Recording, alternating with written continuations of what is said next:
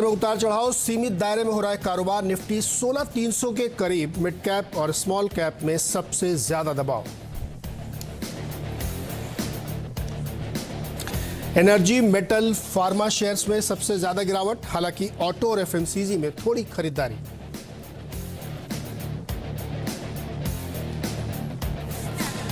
Rainbow children's Medicare की सुस्त listing, issue price से करीब 7% नीचे कर रहा है कारोबार। अंबुजा सीमेंट की खरीद के लिए जेएसडब्ल्यू ग्रुप ने बढ़ाए कदम। पेरेंट कंपनी होलसिम का हिस्सा खरीदने के लिए $7 बिलियन की बोली लगाई। और आ जाएंगे एशियन पेंट्स के चौथी तिमाही के नतीजे। रेवेन्यू में 17% और मुनाफे में 5% की बढ़त संभव। मार्जिन पर दबाव भी हो सकता है। साथ ही सिप्ला के नतीजों का भी रहेगा इंतजार।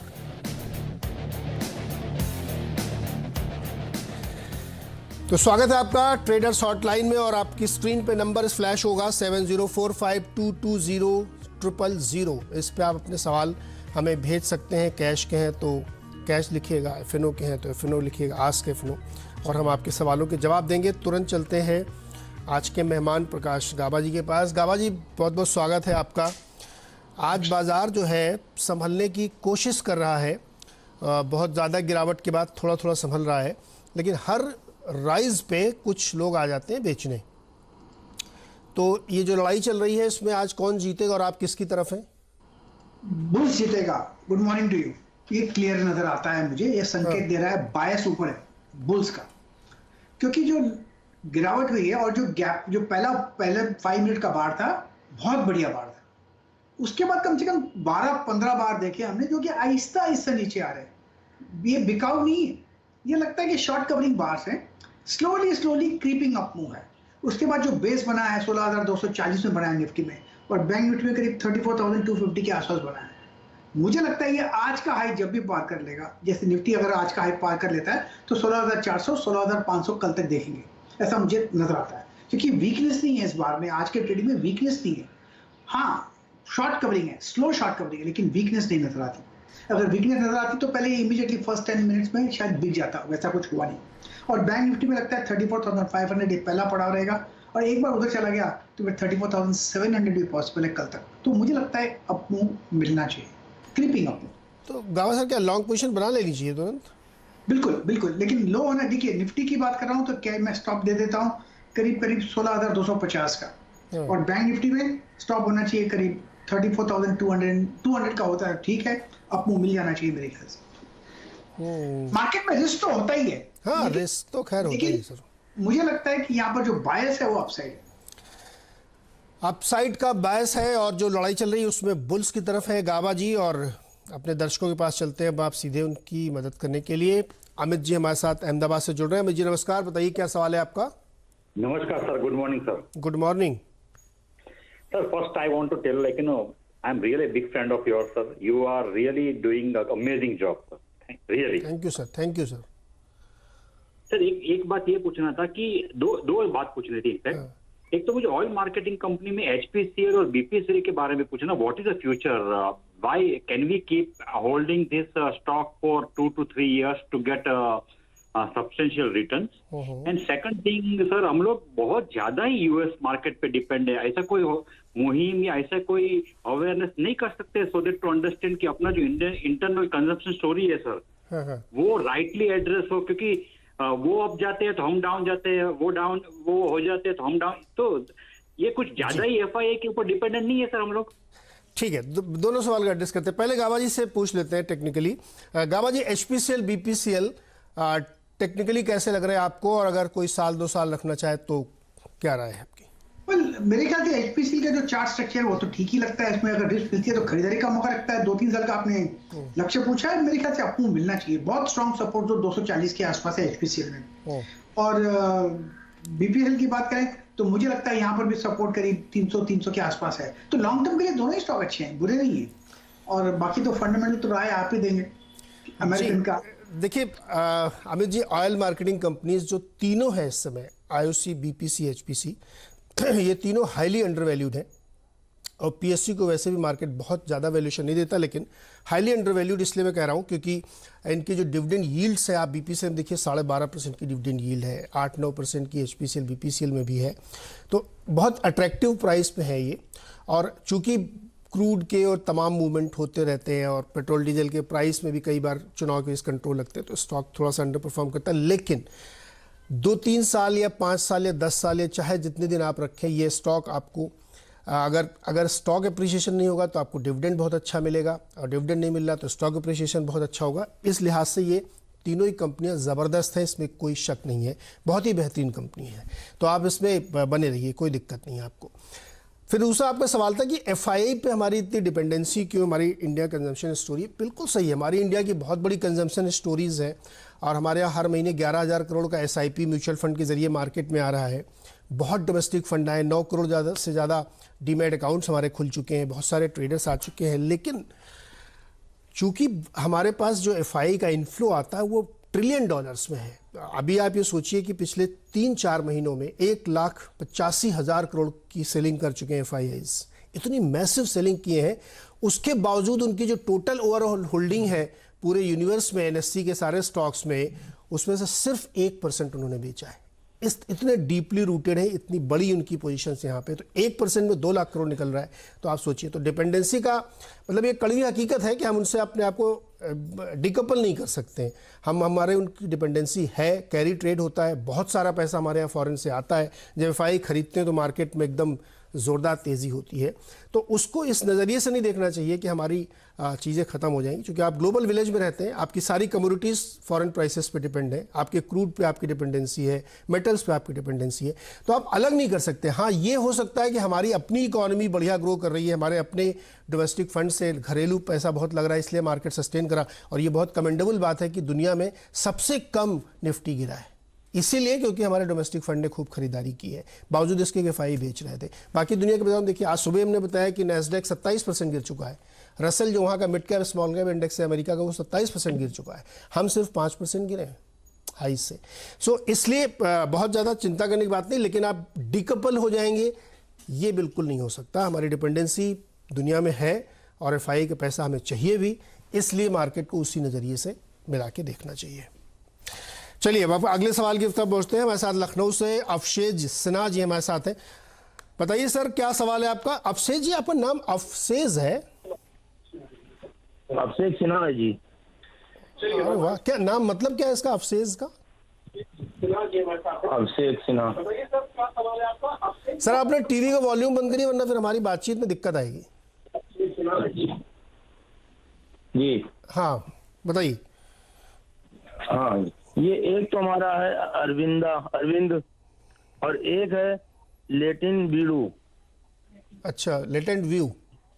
हाँ, ये हमने काफी दिनों से रोक रखा है, हाँ, लेकिन मेरे को चाल नहीं मिल रही है।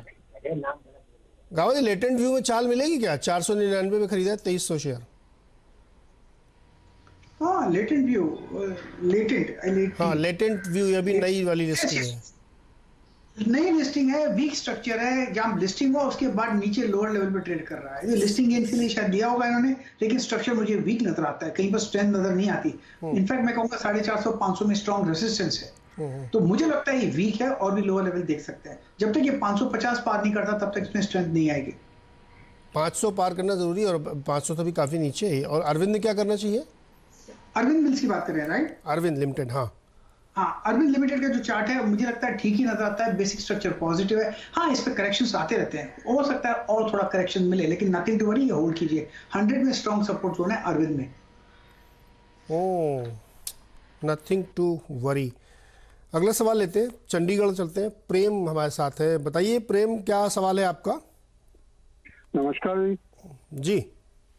देखिए, मैंने टाटा एलेक्सी के 15 शेयर लिए थे 8,500 पर, और लिए तो शॉर्ट टर्म के लिए थे, लेकिन अब ऐसा उसका रेट आ गया कि मुझे लगता है कि मुझे लॉन्ग टर्म के लिए ही रखने पड़ेंगे। तो अब मैं भाई से जानना चाहता हूँ कि मुझे अभी भी क्या स्टॉप लॉस रखना चाहिए, हालांकि मैंने कोई स्टॉप लॉस अभी रखा नहीं। जब आपने ट्रेडिंग के लिए लिया था तो स्टॉप लॉस रखना चाहिए था ना आपको? हाँ जी, ये तो बात सही है आपकी। ठीक है, लेकिन मैं जब पूछता नीचे हूँ। गिरता गया तो मैं तो एवरेज करता रहा। नहीं, ये हम लोग कई बार अपने शो में बता चुके हैं कि आप अगर ट्रेडिंग कर रहे हैं तो स्टॉप लॉस मस्ट है, भूल नहीं सकते उसको आप, नंबर 1। नंबर 2, गिरते हुए शेयर को एवरेज करना बहुत बार सही नहीं होता है। खैर, गाबा जी 15 शेयर हैं, 8500 पे लिया है, इनको क्या आप लॉन्ग टर्म इन्वेस्टर ही बनना पड़ेगा या वापस शॉर्ट टर्म में बन सकते हैं? इनवॉलंटरी इन्वेस्टर अब इनको बनना ही पड़ेगा, कोई शक नहीं इस बात पर, क्योंकि देखिए ये 1200 रुपए से जब अपमूव मिला तो 9000 9,500 तक चला गया। उसके बाद फर्स्ट टाइम एक सेल सिग्नल मिला है एक्चुअली करीब 7300 के आसपास। इनको एक रिवर्स एवरेज नहीं करना चाहिए था। आप होल्ड कीजिए, नथिंग टू वरी। 6 साढ़े 6,000 में बहुत स्ट्रॉन्ग सपोर्ट जोन है। अब इनको एक्चुअली एसआईपी करना चाहिए और होल्ड कीजिए लॉन्ग टर्म के लिए। ये स्टॉक होल्ड के लायक है, इन्वेस्टमेंट ग्रेड लायक है, लेकिन शॉर्ट टर्म में थोड़ी वीकनेस है, थोड़ा और भी पेन देखेंगे, इसलिए एसआईपी कीजिए, वो अच्छा रहेगा। लेकिन अब स्टॉप लॉस मत लगाइएगा। ओके गाबा सर, ट्विटर में एक सवाल भेजा है कपिल ने, इन्होंने एबीबी के शेयर लिए हैं 116 रुपए पर 2300 की कॉल ऑप्शन। 2300 की कॉल ऑप्शन। हाँ, वन अपमूव में देखिए स्ट्रक्चर तो ठीक ही है, 2400 जा भी सकता है, लेकिन अपवर्ड जाएगा। इसमें कॉल ऑप्शन में मोमेंटम की लेना जरूरत पड़ेगा। जब मोमेंटम आएगा तो जाएगा ऊपर, तब इनका प्रॉफिट होगा, अदरवाइज टाइम डिके हो सकता है। लेकिन अपमूव का एडवांटेज लेकर निकल जाइएगा। ये इलिक्विड स्टॉक है एबीबी, ऑप्शंस के जरिए भी। वाह सर, एक और सवाल ट्विटर पे है, भूपेन कुमार का है। इन्होंने लिखा है कि इन्होंने 25 शेयर खरीदे हैं नेस्ले के 18,750 पे और एमआरएफ के 3 शेयर खरीदे 71,600 रुपए पर। दोनों ही होल्ड कीजिए लॉन्ग टर्म के लिए। शॉर्ट टर्म में थोड़ी वीकनेस पेन हो सकता है, दोनों ही स्टॉक अच्छे हैं। और एमआरएफ का मौका मिले तो 85 के आसपास, 85,000 के आसपास बेच भी सकते हैं, क्योंकि वहां पर रेजिस्टेंस है। 95 या 1 लाख का इंतजार मत कीजिएगा। लेकिन यस, एमआरएफ 1.5 लाख रुपए का होगा क्या? हो सकता है, लेकिन उसके लिए 1 लाख पहले पार करना पड़ेगा। 1 लाख को पार करने में थोड़ा वक्त लगेगा। लेकिन अगर इनका लॉन्ग टर्म का नजरिया है फिर तो डेफिनेटली होल्ड कीजिए, बढ़िया स्टॉक है। इसमें ऐसे स्टॉक थोड़ी मिलते रोज। नेस्ले भी फैंटास्टिक स्टॉक, मुझे अच्छा लगता है बहुत, लेकिन निवेश के लिए, ट्रेडिंग के लिए नहीं। निवेश के लिए है, उसको आप होल्ड करिए और इस पे बने रहिए भाई, क्योंकि ये 150 जा भी सकता है, कोई इसमें बहुत दिक्कत की बात नहीं है। चलिए अब अगला सवाल लेते हैं। हमारे साथ जो मेहमान जुड़ रहे हैं उनका नाम है रियांश सोनीपत से। रियांश बताइए क्या सवाल है आपका? सर गुड मॉर्निंग, मैंने 280 शेयर लिए हैं। हाँ, भाई 280 प्राइस में लिए हैं, 1000 शेयर जिंदल फोटो के। जिंदल फोटो के। गावा सर, जिंदल फोटो का चार्ट देखिए जरा। हाँ देख लेता हूँ, ये करीब 204 रुपए ट्रेड कर रहा है, वही स्टॉक है ना? हाँ वही वाला है। बल देखिए अभी थोड़ा सेल मोड पे है, करीब 300 के आसपास, थोड़ा और भी डिप आ सकता है। इसमें एक लेवल दे दे, वो ध्यान दीजिए 240। इलिक्विड स्टॉक है, आज सिर्फ वॉल्यूम है 474। लेकिन जब वो अपमूव मिलेगा फिर अच्छा मिलेगा। 240 को पार करना जरूरी है, तब तक थोड़ा थोड़ा स्लगिश हो सकता है, थोड़ा डिप है यहाँ पर, क्योंकि वन टाइम जो मूव शुरू हुआ 50 रुपए से 450 500 भी चला गया, तो अब थोड़ा प्रॉफिट बुकिंग चल रही है यहाँ पर। होल्ड कीजिए, अपमूव का एडवांटेज लेकर निकल जाएगा। ओके, तो बने रहिए इसमें, मूव मिलेगा तो बड़ा मिलेगा। लिक्विड नहीं है इसलिए थोड़ी सी दिक्कत है। गाबा जी 2-3 सवाल जरा क्विक लेंगे। एक है साइंट, 20 शेयर लिए हैं 617 पे, क्या करें? अंकित सेनापति नाम है इनका, ट्विटर पे है ये। होल्ड कीजिए, मेरे ख्याल से 800 में बहुत ही स्ट्रॉन्ग सपोर्ट जोन है। ये बढ़िया स्टॉक है, होल्ड करने के लायक है। बेचना है तो प्रॉफिट बुक कीजिए 1000-1050 के आसपास। ओके, अदानी पोर्ट 25 शेयर है 656 पर। 656 पर अडानी पोर्ट। कल यहाँ पर एक स्टॉप लगाइए, वो होना चाहिए मेरे ख्याल से 770 का। यहाँ ब्रेक हो जाता है तो निकल जाइएगा, लेकिन अदरवाइज होल्ड कर सकते हैं। और एक कंपनी है एंटनी वेस्ट, 81 शेयर है 389 पे।